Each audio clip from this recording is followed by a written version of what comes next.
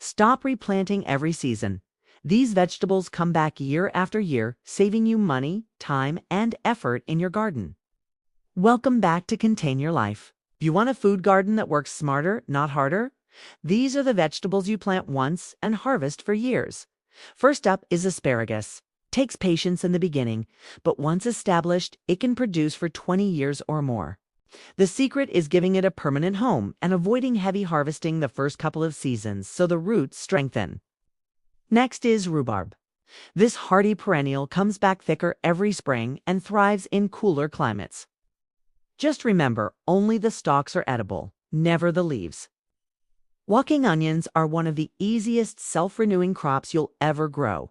They form little bulb clusters at the top that bend over and replant themselves naturally, creating new plants without you lifting a finger. Sunchokes, also called Jerusalem artichokes, spread underground and multiply quickly. Plant a few tubers once and you'll likely have more than enough every year, sometimes too many. So choose their spot carefully. Horseradish is almost impossible to remove once established, which makes it perfect for long-term gardening. A small root cutting can turn into a productive patch that returns year after year. Garlic is another favorite for low-effort gardeners. Plant cloves in the fall, and by next summer you'll harvest full bulbs plus new cloves to replant automatically. Sorrel is one of the earliest greens to wake up in spring. Its lemony flavor brightens salads and soups, and it keeps producing with very little maintenance. Kale often self-seeds once it flowers, meaning new plants appear on their own the next season. Many gardeners find surprise seedlings popping up where they least expect them. And finally, arugula.